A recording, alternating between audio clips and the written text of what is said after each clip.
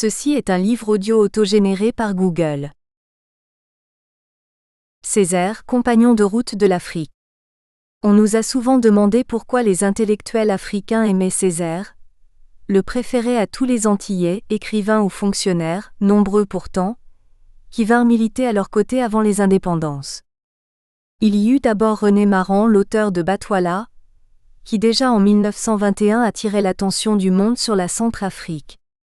Puis les gouverneurs Eboué, Corentin et Lisette qui furent à leur côté au Palais Bourbon. Puis Paul Niger, Guy Tyrolien, Berthène Juminaire, Marie Scondé qui travaillèrent en Afrique avant d'Orsainville, les époux Lemoine, Brière, Villetor, Chenet, Sainville, Orville pour ne citer que ceux qui s'attardèrent au Sénégal. Pourquoi en effet ? C'est une longue histoire. Une histoire d'amour. Mais tout d'abord, une histoire d'amitié. Lorsqu'en 1931, Césaire débarque à Paris avec son bac en poche et une bourse pour continuer ses études, il n'a sans doute aucune attirance pour l'Afrique. Il vient des îles, et il les quitte avec une joie non dissimulée. Ces Antilles désespérément obturées à tous les bouts, où se promène une foule passée à côté de son cri, et menteusement souriante. Pour lui les Antillais c'est tout ce qu'il connaît de la race noire. Ils ont comme histoire la traite, et comme ancêtres, les esclaves de plantation de canne à sucre. La Martinique est une colonie à étages. Tout en haut les Blancs France, puis les Créoles béquets, puis les Métis, du plus clair au plus sombre, puis tout en bas les Nègres. Pyramide sociale impitoyable. Et l'Afrique ? Très loin, très sombre. Les sauvages. Et voilà qu'il rencontre Senghor. Étudiant lui aussi, débarqué lui aussi tout frais du Sénégal, puis pupille de Blaise Diagne le député et petit-neveu des anciens princes du Ciné. Senghor qui devint tout de suite l'ami. Dans ce sombre lycée Louis-le-Grand, jouxtant la Sorbonne, ils étaient les deux seuls noirs en classe préparatoire aux grandes écoles où l'on formait l'élite de la nation. Ils préparaient Normale Supérieure, tous deux férus de littérature, de latin et de grec. Pourtant ce ne fut pas le grec ou le latin qui les lièrent. Mais la négritude. Faut-il vous la redéfinir ? C'est la simple reconnaissance du fait d'être noir, dit Césaire, et la conscience de ce que cela implique. Passé de souffrance et d'humiliation et revendication de la dignité d'homme, à quoi Senghor ajoute, la négritude, c'est aussi les valeurs de civilisation de l'Afrique, ses cultures, ses arts et son histoire clamées par Sangrillot cependant que les lycées de Saint-Louis ferment leurs fenêtres. Mais pour Césaire c'est la révélation, c'est la résurrection. Senghor m'a appris l'Afrique, se souvient-il, et je me suis dit africain. Senghor qui ne demandait pas mieux que d'évoquer son père propriétaire terrien, la belle demeure de Joal, les nuits de ciné sur les troupeaux endormis, et puis Kumba Ndofen en son manteau royal, et Sira Badral la princesse Kabounke. On nous tue Almani, on ne nous déshonore pas. Senghor racontait tout, la lutte sénégalaise, les grandes filles de 4 coudées, les salutations, la teranga, le tédungal, la kersa, tous ces usages à L', opposés du nègre sauvage que les Antillais imaginaient à travers les livres d'images de cette époque. La rencontre de Senghor lui donnait des racines. Il vécut 50 ans plus tôt, ce que raconte Alex Allais dans Roots. Il y avait donc des nègres à ancêtres comme l'écrivait Marie Scondé. Et même dans cet immense continent, tout le monde en avait. Avait un nom porté depuis des générations. Savoir à quoi son nom l'appelle, dit le roi Christophe. Qui n'a qu'un prénom. Césaire aussi c'est un prénom. Donné à son fils par une lointaine arrière-grand-mère qui elle aussi n'avait qu'un prénom, Jacqueline. C'est tout. Césaire a eu des ancêtres grâce à Senghor par procuration. Car très vite il dépasse sa personne, il pense peuple, il pense race, il pense diaspora. C'est la force du poète. Et du politique. Ce qui est à moi, mon île clôture, l'archipel. Haïti, la Floride où d'un nègre s'achève la strangulation et l'Afrique gigantesque chenillant jusqu'aux pieds hispaniques de l'Europe. Voilà. Césaire a récupéré l'Afrique, il a jeté le pont. Il n'en sera plus jamais coupé. Et tout d'abord il s'informe auprès d'autres Africains, au lieu de se laisser enfermer dans les balles antillais. Dans les livres, il dévore Frobenius, de la Fosse, Griol, Léris. Il rencontre Alioune Diop, Rabé Mananjar, Birago, Dadier, Mongo Betty et fonde avec eux la revue Présence africaine en 1947. Cependant qu'au Palais Bourbon où il représentera la Martinique, il soutiendra les revendications de Senghor, Mamadou Dia, Houphouët, Fili Dabo Sissoko, les Durs du RDA, mais aussi d'Arbousier, Chiaya Père, Ouedzine Koulibaly, Apiti, Modibo Keïta, Raceta. Bref, tous ces porte-paroles de l'Afrique noire qui négociaient pied à pied les modifications du statut des colonies. Malgré les tendances diverses, on distingue très nettement le courant irrésistible qui conduira toute l'Afrique francophone à l'indépendance. C'est dans ce courant que s'inscrivirent les 2 congrès des écrivains et artistes noirs, en 1956 et en 1959, organisés par Présence africaine. Là encore, c'est Césaire qui est leader, aux côtés d'Alioune Diop, Senghor, Fanon et Cheikh Anta Diop. Écoutons-le, avec son talent de tribun affirmer sa foi dans la civilisation africaine.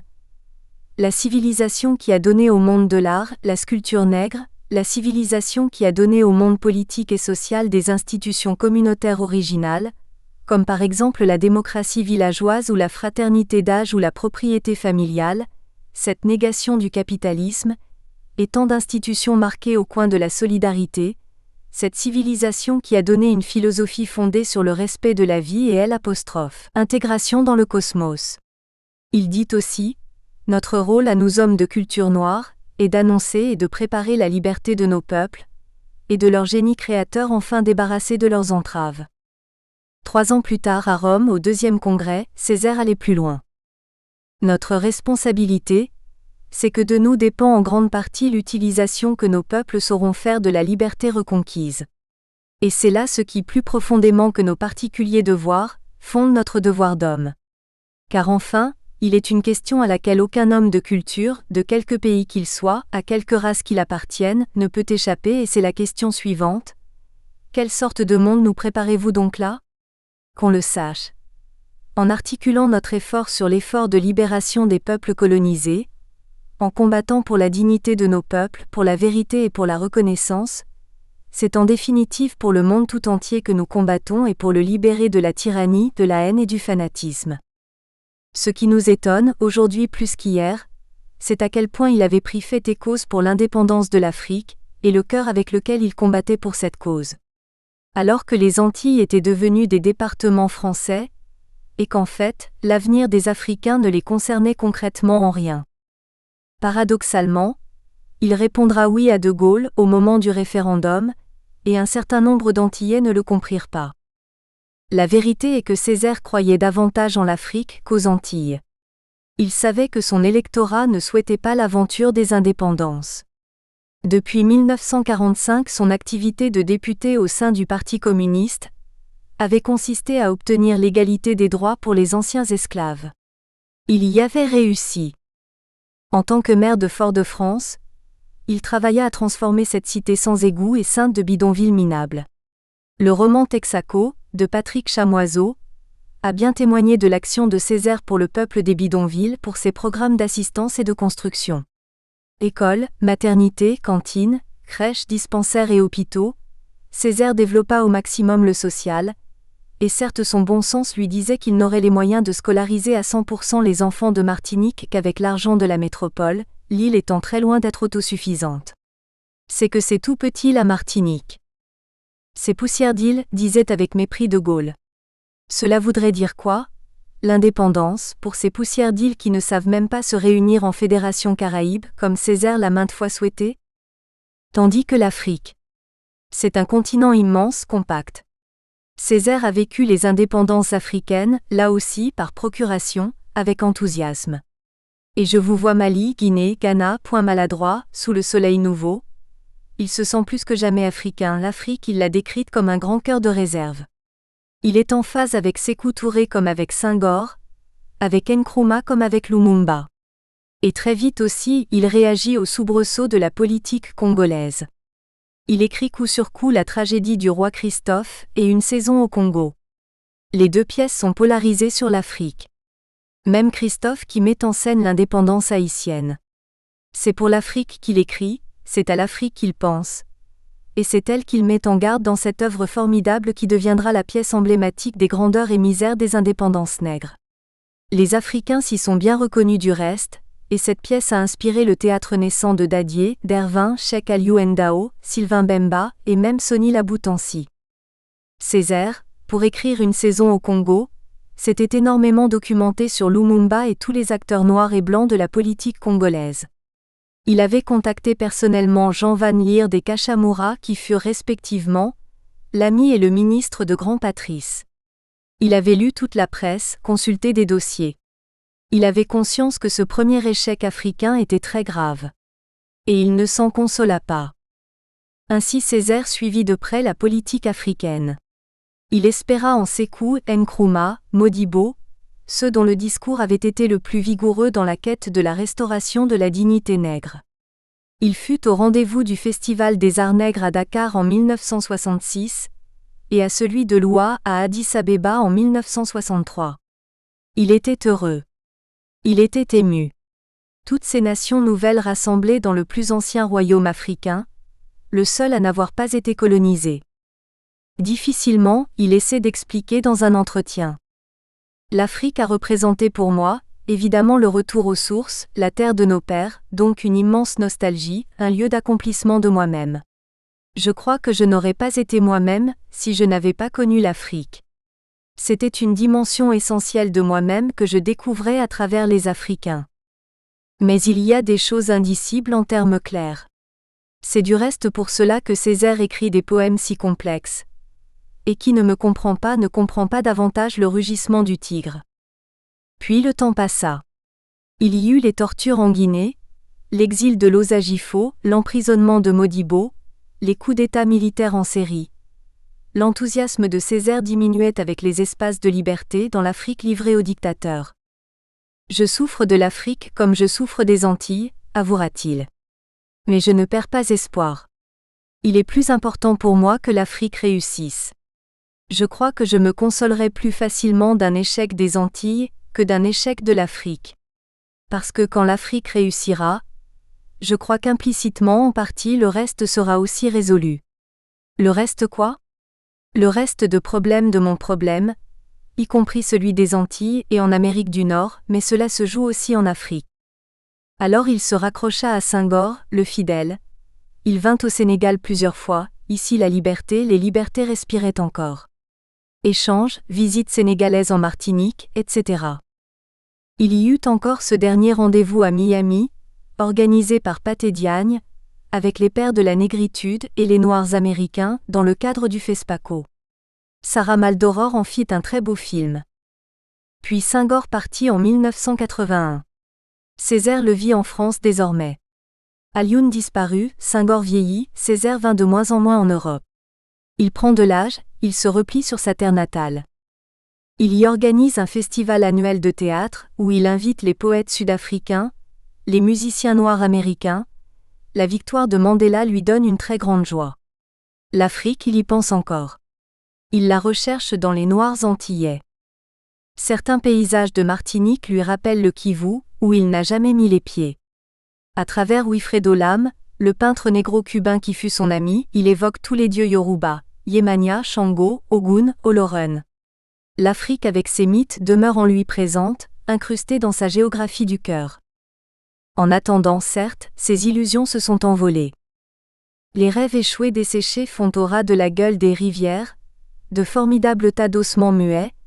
Les espoirs trop rapides rompent scrupuleusement, en serpents apprivoisés. On ne part jamais.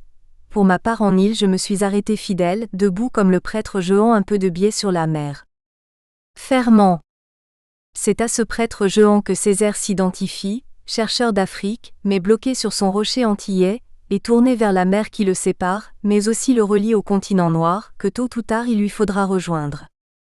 Car comme tout bon antillais, Césaire sait que lorsque viendra l'heure, son âme rentrera, retournera en Guinée. Avant de renaître comme le phénix, pour une autre vie.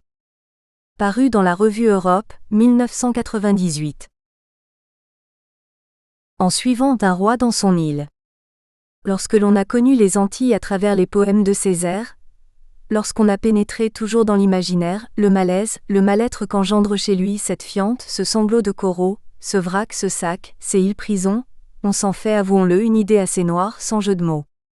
Aussi lorsque sur le tard, on débarque enfin dans cette Martinique afin de voir, de vivre les visions irréparables de notre poète, le choc est grand.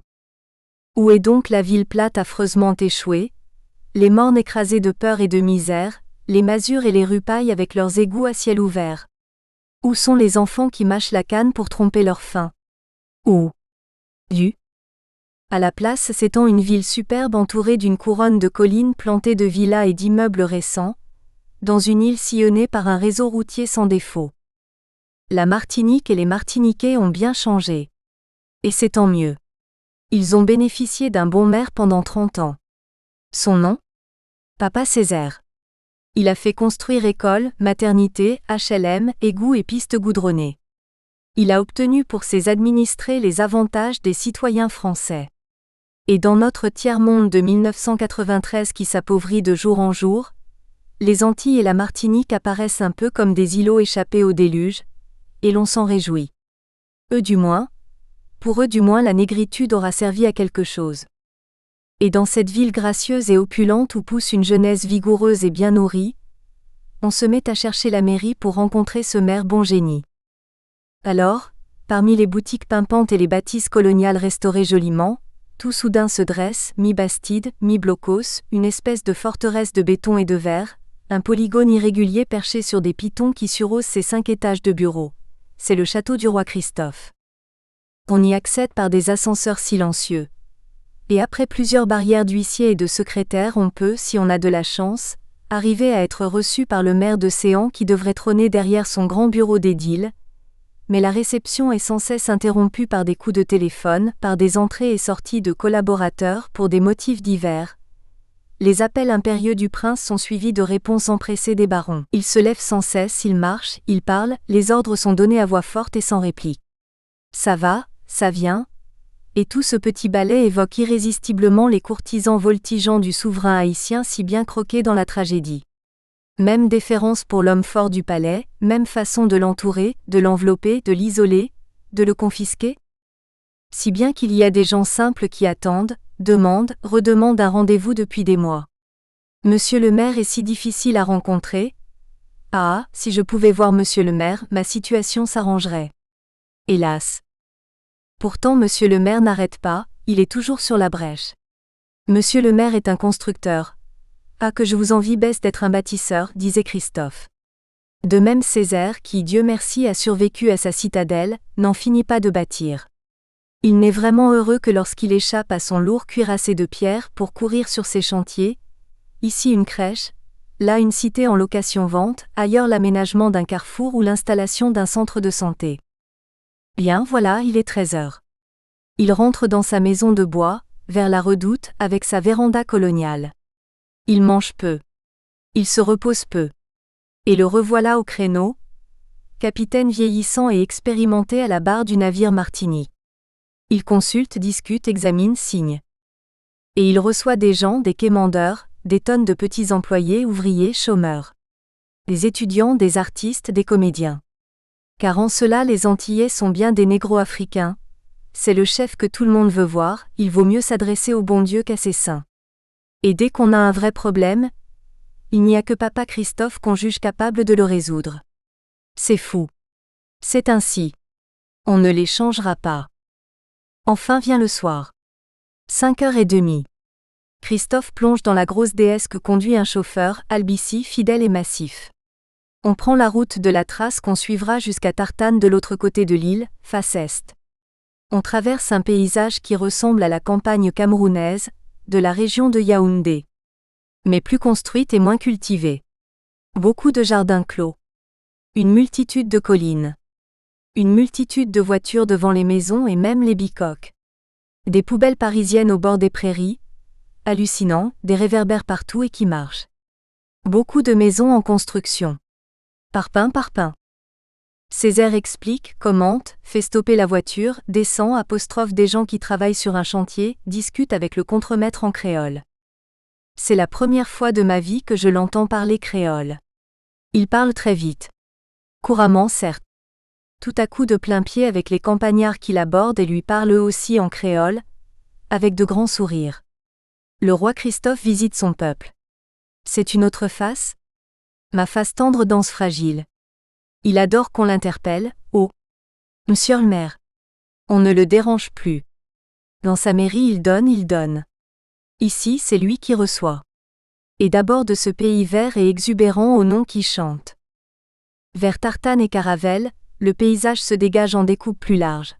Collines plantées de cannes, de bananiers, pâturages roublons piqués de vaches brunes et blanches, bords de mer très ajourés, lance du trésor des flibustiers de jadis. La région est boisée, gardée jusqu'ici quasi vierge. Lotissement pour vacanciers sur la droite. Il en faut, n'est-ce pas? Mais soudain la voiture quitte la route. Grimpe à même la prairie jusqu'au sommet du morne qui s'avance dans la mer, espèce de cap. Césaire descend. Visiblement habitué, le chauffeur éteint le moteur. Il attend sans poser de questions. Césaire continue à pied vers la mer. Il dit que par temps clair en face, on voit la Dominique. Il avance jusqu'à un tronc d'arbre mi-sec et penché, l'air d'un profil de cerf. Il prend une feuille large à la base. Cocolobé, dit-il. Il dit qu'il amène parfois ici des dossiers. Mais que ce coin toujours le détend, le repose. La mer est plombée, agitée de vagues, plus vivante que du côté ouest. Et soudain Christophe se plaint. Il dit qu'il est fatigué, que ce pays lui a pompé toute son énergie, que les Antillais revendiquent tout le temps, qu'ils ne sont jamais satisfaits, qu'il y a une voiture pour 2 Martiniquais, 150 000 dans l'île, de voitures. Qu'il y a des écoles et des lycées partout, c'est vrai, scolarisés à 100%. Mais 30% de chômage chez les jeunes, même avec allocation et RMI. Puis on reprend la route avec le chauffeur philosophe et muet. Césaire parle sans cesse. Il montre des cases de bois où sont assises des vieilles devant la porte. Des paysans, il y en a encore pas beaucoup. Devant les nègres qu'on croise sur ces routes de campagne, qui à pied, qui en vélomoteur, il dit « Et celui-là de quelle ethnie est-il? Un Wolof? Un Yoruba? Regarde comme il est noir. » Il faut posséder un œil d'ethnologue pour les identifier. Il est vrai qu'on s'est aussi tellement mélangé. Toujours le long de la route sinueuse. On traverse plein de villages. C'est fou ce qu'ils construisent. C'est de la culture du béton.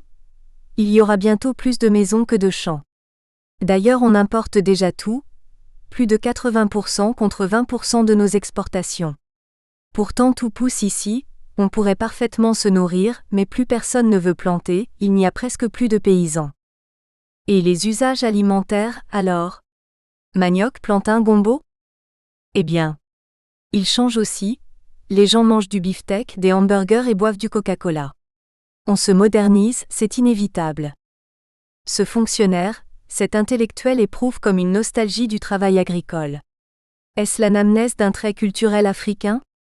Il est vrai que Césaire a toujours éprouvé le plus grand attrait pour le végétal, et plus concrètement pour les fruits. Mangue, montbain, corosol, avocat, sapotille. Mais il continue.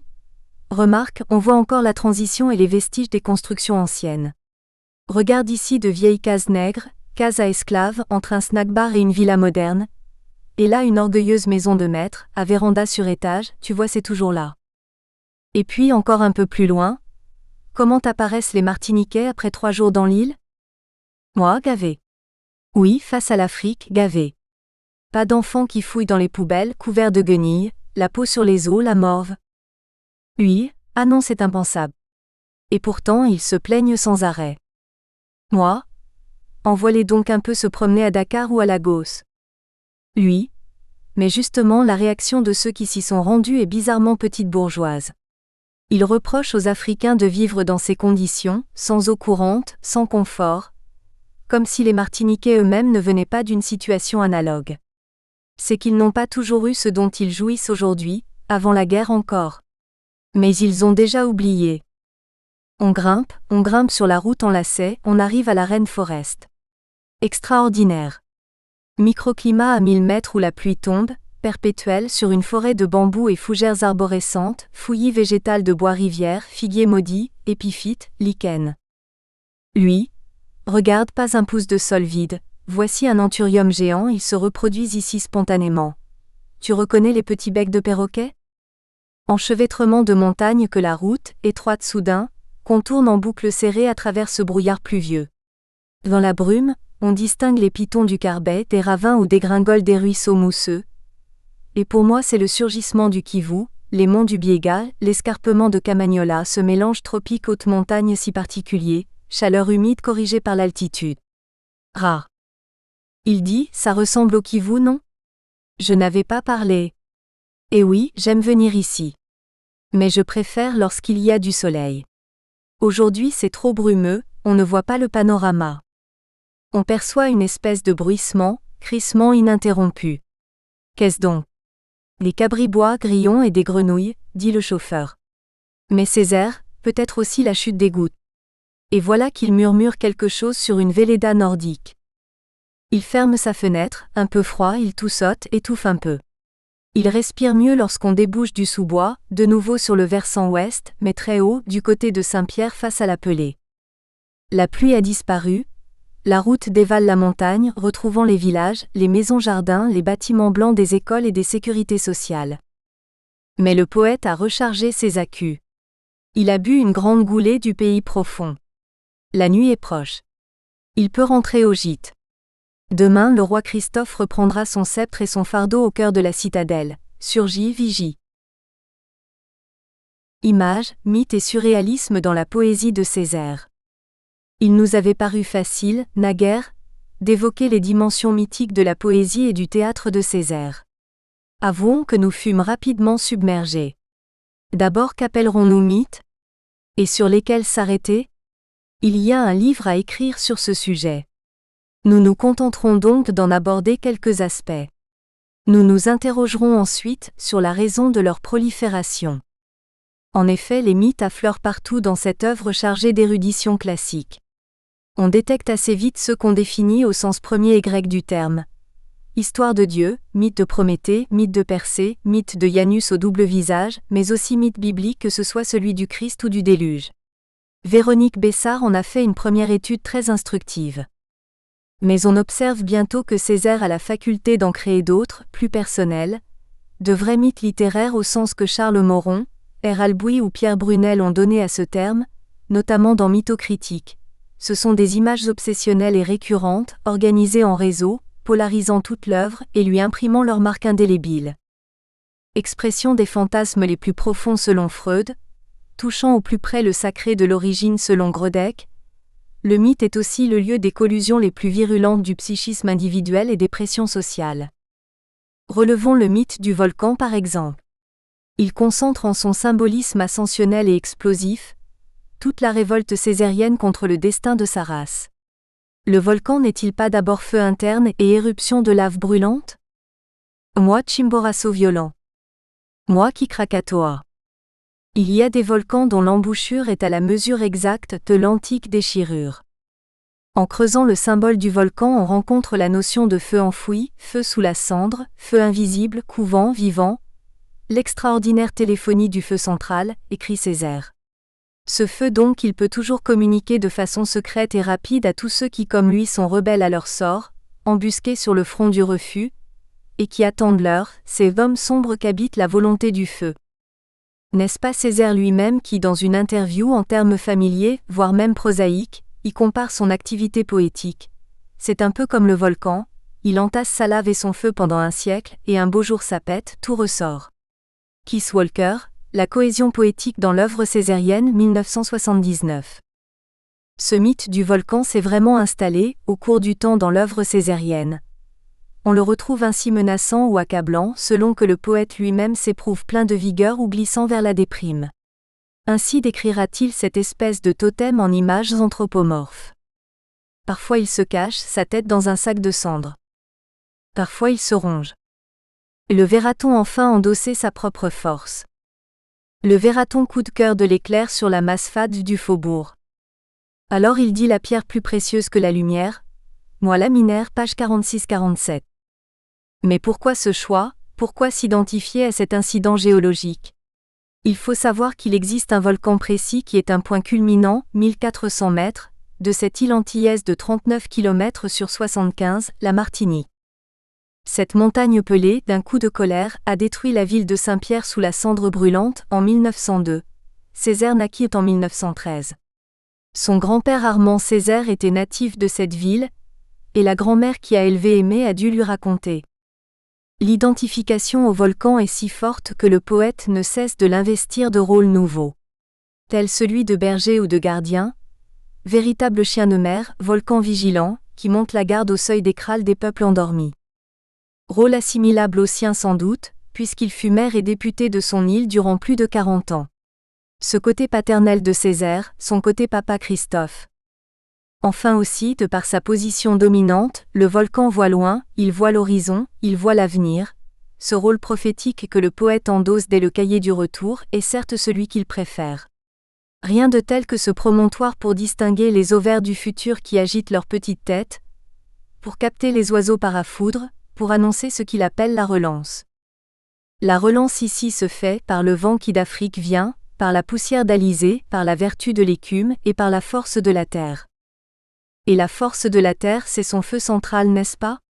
En fait, même lorsque son volcan intérieur est fatigué, ce qui arrive plus souvent dans son dernier recueil, Césaire lui fait confiance et y reconnaît son double, « Je salue le vieux lion et son courroux de pierre ». Nous pourrions évidemment traquer d'autres mythes de ce type, en formation dans cet imaginaire césarien foisonnant à s'y perdre. Ainsi le soleil et le serpent, l'algue laminaire qui s'accroche au rocher, l'île, l'arbre qui troue l'accablement du ciel, le phénix enfin qui renaît de ses cendres, autant d'éléments de la nature dans lesquels il s'incarne, pour dire sa force vitale, sa soif de tendresse, sa patience têtue, son exigence de justice, son espérance toujours renouvelée. Mais sont-ce déjà des mythes ? Ou des métaphores composant des réseaux d'images qui s'éclairent les unes les autres, pour articuler le langage si particulier de notre poète ? La différence est peut-être celle que propose Caillois. L'analyse d'un mythe à partir d'un système d'explication si fondé soit-il doit laisser une impression d'insurmontable insuffisance, un irréductible résidu. Le mythe vous échappe toujours, en effet, c'est ce qui provoque sa récurrence comme le remarque Gilbert Durand. Tandis que la comparaison et la métaphore se laissent plus aisément investir. De toute façon, mythe ou métaphore, il faut apprendre à les décrypter lentement, un à un, peu à peu, comme une langue étrangère. Les poèmes de Césaire se poseront toujours comme des énigmes. Césaire le Sphinx. Il nous oblige à jouer le jeu. Acceptez sa manière de vous poser des questions d'abord incompréhensibles.